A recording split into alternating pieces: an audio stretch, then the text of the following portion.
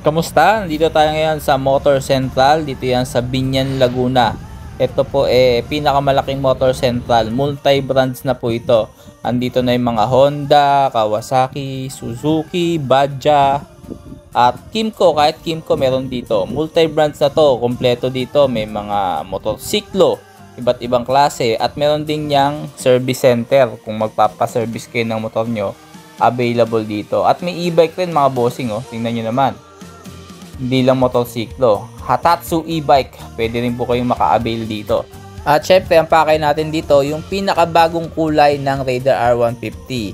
Kasama to sa mga rugged version ng R150 bago matapos ang taon. Hanggang ngayon, meron po dito sa Motor Central Biñan. Yan ang laman ng ating vlog, kaya puntahan na natin, isa-isahin natin, lapitan natin nang makita natin yung detalye at kulay at ganda ng tindigan ng Raider 150. Boss Motovlog. Ito na ang pinakabagong kulay update na rugged version ng Raider 150 sa mga bago lang at wala pang idea sa motor na ito. Ito po ay matagal na sa merkado. 20 years na po namamalagi ang Raider 150 na nakikita natin sa kalsada.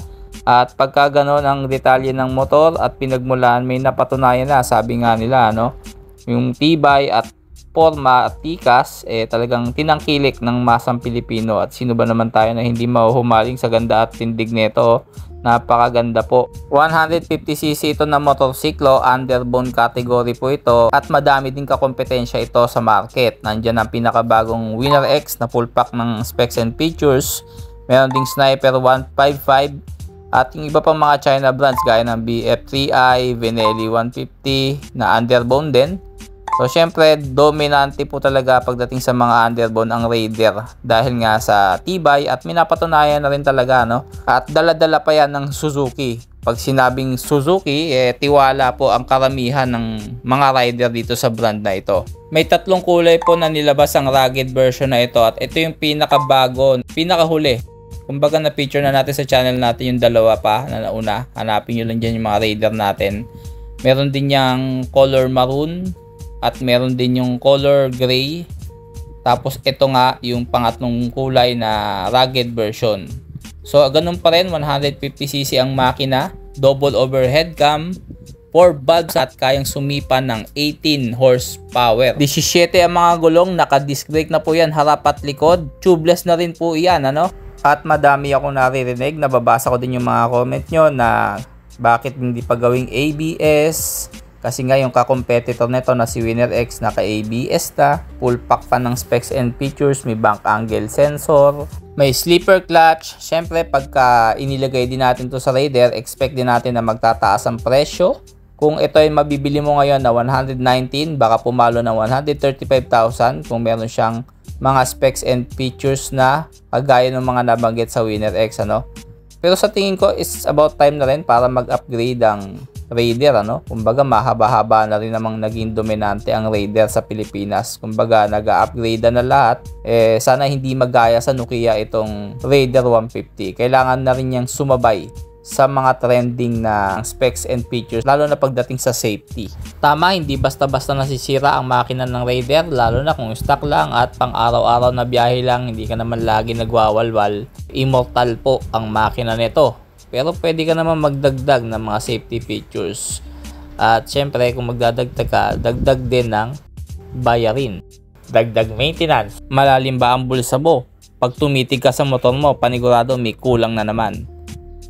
Full digital ang kanyang meter panel at ito ang pinakamagandang parte ng Raider 150 pag tinitingnan mo habang nagmamaneho ka. May susian para sa inyong compartment, ay wala po palang compartment to dahil design for speed.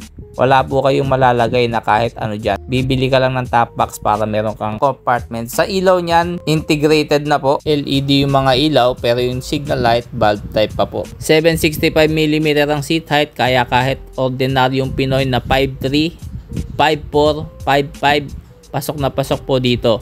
Kaya nga masumikat ito dito sa Southeast Asia dahil nga saktong-sakto lang yung sukat ito. Pati yung ground clearance, tamang-tama for city riding. 6-speed manual transmission ito, 1 down, 5 up. At ang kagandahan dito sa kambyuhan nito, meron siyang tapakan dito sa likod nyo. So hindi basta-basta masisira yung sneakers nyo, kasi yung sa iba sa Winner X dikawit po, pati sa sniper, no? So ang kalimitan nasisira yung ibabaw ng sapatos mo. Yun ang hindi ko gusto sa mga dikawit. Liquid cooled ang cooling system nito at medyo malapad din ang radiator nito at meron niyang 3D emblem sa harapan ng cowling nyo. Nagdadagdag sa pagiging premium ng motorsiklo nyo. At kung papansinin nyo sa top view, makikita nyo napakanipis talaga ng motor. Suggest ko sa inyo magpakapal na kayo ng konti ng gulong para mas lalo kayong stable pag naglo-long ride kayo. At napakanipis talaga nito at design po talaga yan for aerodynamics, ano. For speed po kasi talaga ang motor na ito, hindi siya design talaga for city riding o pang araw-araw. Pero yung iba kasi, sa ganda kasi ng motor, ginagawa ring pang araw-araw yan, ano. So suggest ko lang magmakapal lang kayo ng konti sa likurang gulong ninyo. At para naman sa presyo ng motor, wala naman pong nagbabago rito. 119,000 pa rin po ang presyuhan. Depende sa kasa, nag-iiba-iba lang ng konti yan, ano? Hindi naman po aabot ng 120,000 to. Pero huwag kayong mag-alala, kasama na po dyan yung rehistro nyo, pati yung insurance. Pwede rin kayong maghulugan po dito sa Motor Central, Binyan, Laguna. Magdala lang po kayo ng requirements nyo, valid ID, proof of billing. Siyempre, huwag nyo pong kalimutan yung pan-down payment mo. Pipirma po kasi kayo dito ng kasulatan na kung saan kayo nakatira para ma-CI na po kayo.